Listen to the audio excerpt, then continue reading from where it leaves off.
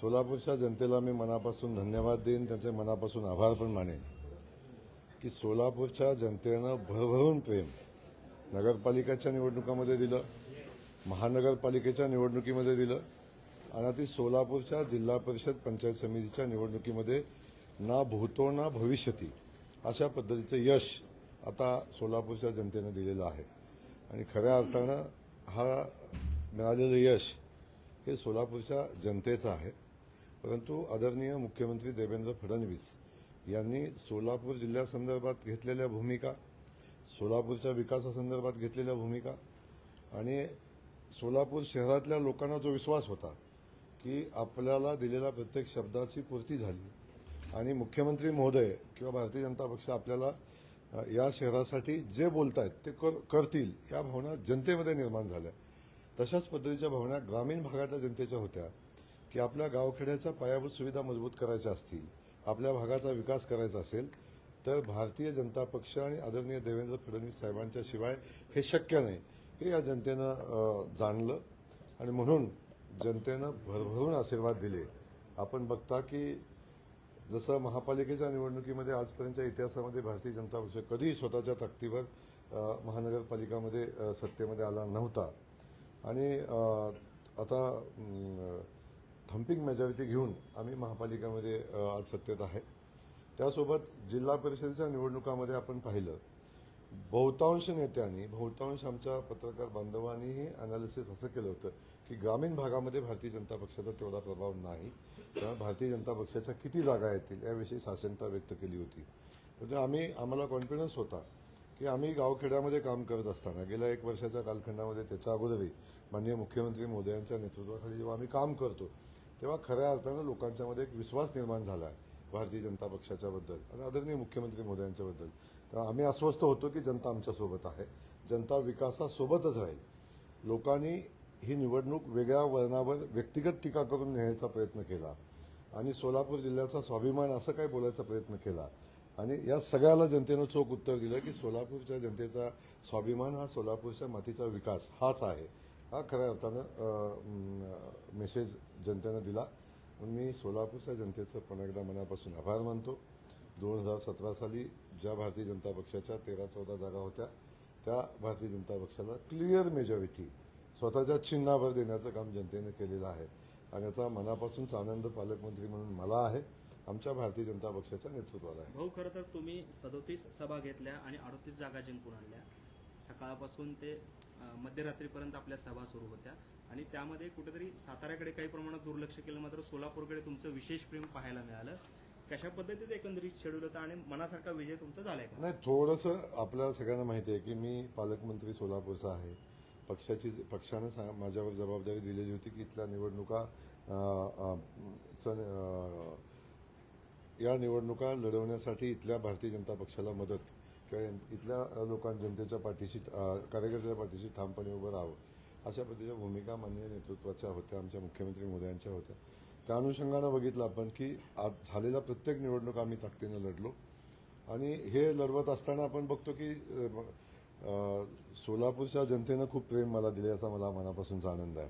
आणि खास करून मी जेव्हा पालकमंत्री झालो तेव्हा लोकांनी सुरुवातीला मी बाहेरचा पालकमंत्री आहे आणि अशा पद्धतीच्या भावना व्यक्त केल्या होत्या, जनतेच्या मनामध्ये संभ्रम निर्माण करायचा प्रयत्न केला होता. पण मी खास करून आपल्या कामातून आपण आपल्या या ठिकाणी जनतेच्या अपेक्षापूर्तीच्या दृष्टीने मी मनापासूनचे प्रयत्न केले. सोलापूरच्या जनतेला मी परका वाटणार नाही याची काळजी मी सातत्याने घेतली आणि सोलापूरच्या जनतेनं मला स्वीकारलं आणि सोलापूरच्या जनतेनं स्वीकारलं नाही तर या निवडणुकीमध्ये सोलापूरच्या जनतेनं माझ्या शब्दावर विश्वासही ठेवला, भारतीय जनता पक्षावर विश्वास ठेवला. तसा विकासाच्या मुद्द्यावर जे मुद्दे मी मांडले त्या मुद्द्यावर जनतेनं विश्वास ठेवला. अनेकांनी शंका उपस्थित केल्या की जयकुमार गोरे असं बोलतायत की ते 21 कोटीचा निधी कुठून देणार आहेत, याही संदर्भात काय शंका उपस्थित करण्याचा प्रयत्न केला. परंतु जनतेनं ऐकलं नाही, कारण ज्या पद्धतीचं काम आम्ही 1 वर्षामध्ये या जिल्ह्यात केले तेव्हा जनतेचा विश्वास आमच्यावर होता आणि आम्ही दिलेलं विकासाचं जे विजन होतं किंवा आम्ही विकासाच्या दिलेले शब्द होते याच्यावर जनतेनं विश्वास ठेवला आणि आम्हाला भरभरून मतदान दिलं. सोलापूर जिल्हा हा काँग्रेस आणि राष्ट्रवादीचा बालेकिल्ला असं म्हटलं जायचं, मात्र नगरपालिका, महापालिका नगर परिषद मार्केट कमिटी आणि आता जिल्हा परिषद म्हणजे एकही निवडणूक अशी नाही जर 4 ते 5 निवडणुका जिथं भाजपला विशेष यश मिळालं. त्याच्यामध्ये राष्ट्रवादीचे नेते असं म्हणायचे की सोलापूर जिल्ह्याचा डीएनए हा राष्ट्रवादीचा आहे, मात्र आता तो भाजपचा झालाय का असा प्रश्न येतोय. हे आपण एक समजून घ्या की आपण बघितलं असेल की भारतीय जनता पक्षाच्या नेतृत्वावर विश्वास असताना गावखेड्यामध्ये सुद्धा भारतीय जनता पक्षाचा पालकमंत्री म्हणून मी आलं पाहिजे, मी सभा घेतल्या पाहिजे अशा पद्धतीच्या भावना, देवेंद्रजींनी आलं पाहिजे, त्यांनी सभा घेतल्या पाहिजे अशा पद्धतीची भावना निर्माण जनतेमध्ये होती. याचा अर्थ असा होता की जनता भारतीय जनता पक्षासोबत आहे आणि त्यांच्या जनतेला आमच्याकडून काय ऐकायचं होतं की आम्ही आपल्या भागाच्या विकासासाठी आम्ही काय सांगतोय हे जनतेला ऐकायचं होतं. त्यामुळे जनतेने आमचा विश्वास टाकला. त्यामुळे माझं म्हणणं असं आहे की इतिहास आहे तो की राष्ट्रवादी काँग्रेस पक्षाचा कधीतरी इथं गड होता, त्याच्या अगोदर काँग्रेस पक्षाचा इथं गड होता किंवा काँग्रेस आणि राष्ट्रवादी मिळून या ठिकाणी सत्ताकरण इथं केलेलं आहे, राजकारण केलेलं आहे. तेव्हा भारतीय जनता पक्षाला कमी लेखण्याची चूक सातत्यानं केली गेली, आताही केली की आम्ही भारतीय जनता पक्षाचा सुपडा साफ करू हेही काही लोकांनी सांगितलं. मला सांगायचं जर त्यांनी नगरपालिकेच्या निकालाचं व्यवस्थित अनालिसिस केलं असतं आणि ते समजून घेतलं असतं की नगरपालिकेच्या निवडणुकामध्ये भारतीय जनता पक्षानं किती दमदार कामगिरी केलेली आहे. पण हे धन्यता यांनी मानली की पेपरला बातम्या छापून स्टेटमेंट करून आणल्या आणि सुपडा साफ झालाय याच्यावर त्यांनी धन्यता मानली. पण ग्राउंडवरची परिस्थिती काय होती तर भारतीय जनता पक्षानं मजबूतीनं त्या ठिकाणी निवडणूक लढल्या, कार्यकर्त्याचं केडर तयार केलं, कमळ चिन्ह लोकांच्यापर्यंत पोहोचवलं आणि 144 नगरसेवक निवडून आणले. ही एवढं मोठं यश मिळाल्यानंतर या यशाकडे जाणीवपूर्वक दुर्लक्ष करून भारतीय जनता पक्षाला कमी लेखण्याचा प्रयत्न केला. त्याचा परिणाम महानगरपालिकेमध्ये भोगला. महानगरपालिकेमध्ये यश मिळाल्यानंतर पुन्हा त्यांनी सांगितलं की ग्रामीण भागामध्ये भारतीय जनता पक्षाचं जाळं नाही, भारतीय जनता पक्षाचे कार्यकर्ते नाही, ताकद नाही असंही सांगण्याचा प्रयत्न केला. ते पुन्हा स्वतःचं समाधान करून घेण्यासाठी काही लोकांनी सांगितलं आणि काही लोकांनी अकलूजच्या पराभवातनं काही शिकले नाहीत. अकलूजचा पराभव होताना 10,000 मतं हे भारतीय जनता पक्षाने घेतलेली आहेत हेही ते विसरले.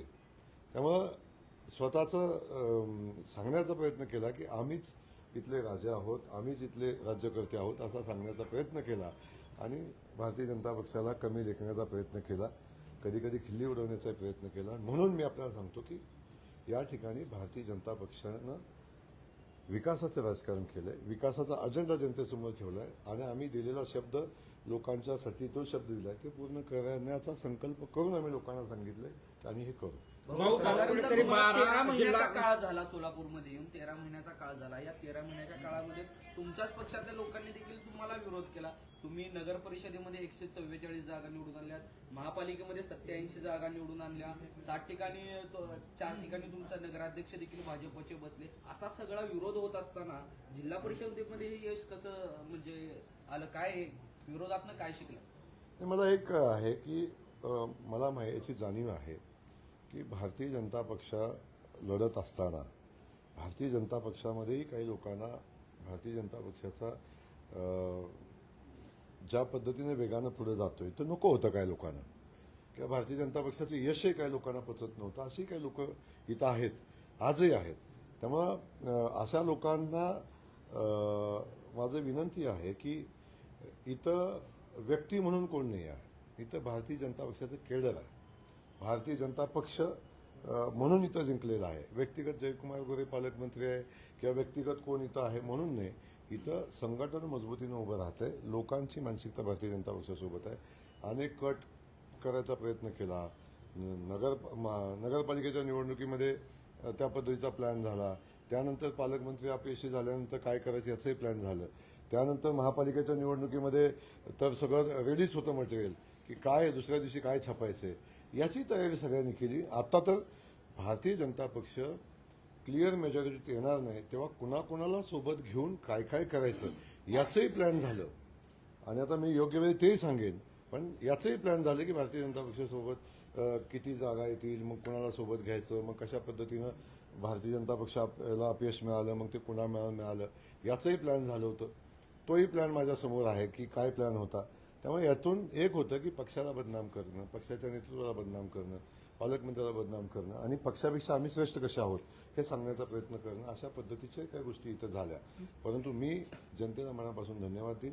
भारतीय जनता पक्षाच्या केडरला मनापासून धन्यवाद देईन, कार्यकर्त्यांना मनापासून धन्यवाद देईन की त्यांनी या कुठल्याही प्रलोभनाला बळी न पडता त्यांनी ताकदीनं भारतीय जनता पक्षाचं काम केलं.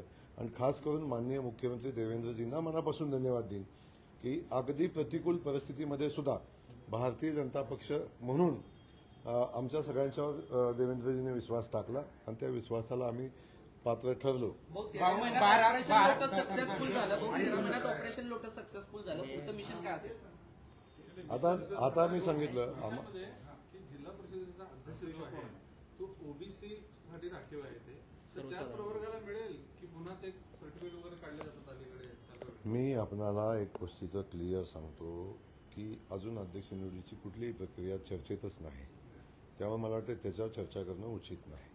भाऊ, कुठेतरी 12 जिल्हा परिषद निवडणुका झाल्या, अनेक ठिकाणी बहुमत मिळाले, मात्र काही ठिकाणी त्रिशंकू जी परिस्थिती निर्माण झालेली आहे, कशा पद्धतीने ही परिस्थिती आहे ते हाताळणार आहात? कारण आपण पाहतोय की मोठा पक्ष म्हणून भाजप सर्व निवडून आलेला आहे. आता तुम्हाला पहिला विषय तर सोलापूरमध्ये तशी परिस्थिती नाही, त्यामुळे इथं हाताळायचा प्रश्न येणार नाही. परंतु आपल्याला एक माझं सांगणं आहे की ज्या ज्या ठिकाणी तशी परिस्थिती निर्माण झालेली आहे, माननीय मुख्यमंत्री महोदय सक्षम आहे, ते त्या त्या ठिकाणी निर्णय घेतील, वरिष्ठांशी बोलतील, आवश्यक असलेल्या गोष्टी घडतील. पण अध्यक्ष भारतीय जनता पक्षाचा होईल याच्यामध्ये कुठली शंका राहणार नाही. अजितदादांच्या विमानावरून रोहित पवार या सगळ्या विजयाची चर्चा होत असताना एका पराभवाची चर्चा ती रंगली, ती म्हणजे साताऱ्यामधल्याच आपल्या वहिनींचा आणि भाऊच्या पराभवाचा. त्याचं कशा पद्धतीने विश्लेषण करणार? मी आपल्याला एक गोष्टीचं क्लिअर सांगतो की मी कार्यकर्ता आहे आणि कार्यकर्ता म्हणून कारण सांगण्याची मला सवय नाही. मी कधी कारण कुठल्या गोष्टी सांगत नाही. तो पराभव का झाला या विश्लेषणात जाणार नाही, पण पराभव झाला आणि मी स्वीकारलाय. सोलापूरकडे जास्त लक्ष होतं हे तर कबूलच आहे. थोडंसं दुर्लक्ष झालं का तर बिलकुल झालं हेही कबूल आहे. परंतु दुर्लक्ष होणं एवढंच त्या पराभवाचं कारण नाही, अन्य काय कारण आहे. आणि कारण देणारा मी कार्यकर्ता नसल्यामुळे कारण देणार नाही. तो पराभव मी स्वीकारलेला आहे आणि त्यातून असे अनेक धक्के मी आजपर्यंत स्वीकारलेले आहेत. त्यामुळं या सगळ्या धक्क्यातून मार्ग काढून ताकदीनं उभा राहू. आणि आपल्याला सगळ्यांना सांगतो की या सगळ्या गोष्टी पुढे घेऊन जात असताना राजकारणामध्ये या सगळ्या गोष्टीतनं प्रत्येकजण गेलेला आहे, कोणच नाही. हे अगदी मुख्यमंत्री महोदयांनी आम्हाला हेच सांगितलं की कुठला पराभव अंतिम नसतो, कुठला विजय अंतिम नसतो. त्यामुळे आपल्या कामात सातत्य असणं आणि काम सातत्यानं करत राहणं, जनतेच्या विश्वासात राहणं आणि जनतेच्या समोर विकासाचा अजेंडा घेऊन आपण गेलो तर जनता आपल्यासोबत राहते. भाऊ, खरं तर पालकमंत्री आहेत, रिव्हॉल्वर दाखवतात, प्लेस आहे, शासनाचा आरोप आहे. काय सांगतात? काय पालकमंत्री एक गुंड आहेत, एक दहशत माजवतात असंच त्यांनी सांगितलं. काय सांगाल? आता तुम्ही साक्षीदार आहेत, मी गुंड आहे का नाही तुम्हाला माहिती आहे. आपण 13 महिन्याच्या कालखंडात मला चांगला अनुभवलेला आहे आणि त्यामुळे किती जणांना त्याचा इम्पॅक्ट आलेला आहे हे तुम्ही बघितलेलं आहे. त्यामुळे ते काय म्हणतात याला झिरो किंमत आहे. पण एक सांगतो की जे सांगतायत ते मोठे गुन्हे आहेत. त्यांच्यावरचे गुन्हे, माझ्यावरही काही गुन्हे आहेत, पण त्यांच्यावरचे गुन्हे, त्यांच्यावरची परिस्थिती, त्यानंतर न्यायालयीन प्रक्रियेमध्ये पोलीस स्टेशनमध्ये असलेले प्रलंबित गुन्हे, या सगळ्याचा विचार केला. आणि आज माळशिरसमध्ये जे वातावरण आहे, आपण आज बघितलं की माळशिरसमध्ये कुठल्या पद्धतीचं वातावरण आहे किंवा इव्हन अनेक कार्यकर्त्यांना मारहाण झालेली आहे भारतीय जनता पक्षाच्या. ज्या पद्धतीची मतं भारतीय जनता पक्षानं गावागावात घेतली त्यातून अनेक कार्यकर्त्यांना दमबाजी, मारहाण हे प्रकार झाले. त्यातून एक तर विषय असा समोर आला की आमचे तिथले माजी आमदार राम सातपुते यांच्यावर हल्ला करण्याचा प्रयत्न झाला. आणि एक माहिती अजून पुढे येते की आज पोलीस तपास करतायत की त्यांच्या खुनाचाही कट करण्यात आला आणि तो कट कुणी केला हेही आपल्याला या अनुषंगानं भविष्यात समोर येईल त्या माहिती सगळ्या. त्यामुळं अशा पद्धतीनं कोण गुंड आहे, कोण काय आहे या संदर्भात आपल्या काही माहित्या पुढे येतील आणि तेव्हा आपण त्यावर चर्चा नक्की करू. हो, अजितदादांच्या विमानाचा जो अपघात झाला त्यावरून रोहित पवारांनी एक पत्रकार परिषद घेतली आणि त्यामधून त्यांनी कंपनीवर गंभीर स्वरूपाचे आरोप केलेले आहेत आणि याची निष्पक्ष चौकशी सरकारने आणि त्यांचे सुरक्षा यंत्रणा ज्या आहेत त्यांनी याची चौकशी करावी तपास यंत्रणांनी, अशी मागणी सरकारकडे केलेली आहे. काय वाटतं रोहित पवारांच्या या सगळ्या? आदरणीय रोहित पवारांनी जी भूमिका मांडलेली आहे की त्याची चौकशी झाली पाहिजे, अवश्य त्याची चौकशी झाली पाहिजे. पण मी आपल्याला एक सांगतो की त्या विमान अपघाताची चौकशी चालू आहे. ब्लॅक बॉक्स मिळालेला आहे, त्या अनुषंगानं चौकशी होते. मला अधिकचं त्या संदर्भात बोलणं मी बोलणं उचित नाही. पण त्याची चौकशी चालू आहे आणि त्याच्या सगळ्या चौकशा होतील. त्यासाठी वेगळं काय सांगायची मला वाटते आवश्यकता नाही आहे. पण चौकशी चालू आहे आणि चौकशीतून तथ्य पुढे येईल. भाऊ, त्यांचा असा संशय आहे की ते घातपातच आहे, अपघात नसून, आणि त्यामुळे चौकशी जी आहे ती भारतातल्या कंपन्यांना देता किंवा भारतातल्या एजन्सी देता फॉरेन मधल्या एजन्सीजला ही चौकशी दिली पाहिजे असं त्यांनी मागणी केली आहे. अजितदादांचा झालेला अपघात हा दुर्दैवी आहे. त्याची चौकशी झाली पाहिजे. मग ते कुठल्या एजन्सीमार्फत व्हावी हा विषय जो येतो तो माननीय तपास यंत्रणा ठरवतील आणि राज्य सरकार ठरवेल, केंद्र सरकार ठरवेल आणि त्याचा निर्णय ते घेतील. भाऊ, मोदीची एक संकल्पना होती, घर तिथं नळ, जे ग्रामीण भागात तालुक्यात होते. आम्ही जाऊन बघितलो तर तिथं दिसत नाहीत. काय भागात दिसतात आणि काय भागात दिसत नाही. यासाठी तुमचा प्रयत्न काय असणार?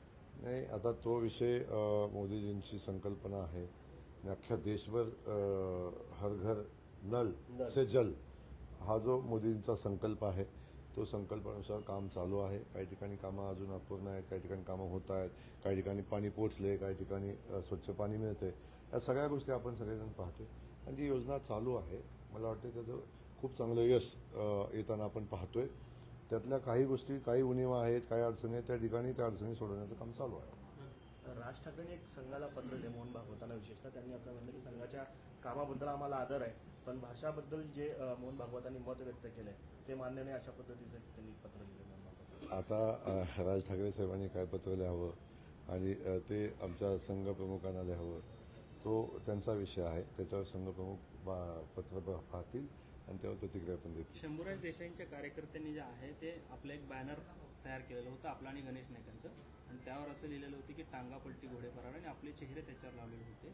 कुठेतरी आपल्याला सत्तेतलेच मंत्री आहेत, त्यांचे समर्थक कुठेतरी डिवसला आहेत. कशा पद्धतीने सामोपचाराने हा साताऱ्यामधला प्रश्न मिटणार आहे? अरे बाबांनो, या गोष्टी राजकारणामध्ये होत राहतात, टीका होत राहते, अशा पद्धतीचे बॅनर पोस्टर होत राहतात आणि सदृढ लोकशाहीचं हे लक्षण आहे. त्यामुळं अशा गोष्टींना फार महत्त्व द्यायचं नसतं. अनेक लोक इथं बघतात की काही लोक सांगतात पालकमंत्र्याला बोलता येत नाही, पालकमंत्री असा आहे, पालकमंत्री तसा आहे, काही तो वेगवेगळ्या गोष्टी बोलत असतात लोक. त्यामुळे अधिकचं महत्त्व देणं मला वाटतं योग्य नाही. त्या गोष्टी त्या लेवलच्या आहेत. आम्ही बसून मार्ग काढू. आम्ही सहकारी आहोत आणि सहकारी पक्ष म्हणून पण आहोत. त्यामुळे त्या गोष्टीवर मार्ग काढू. भाऊ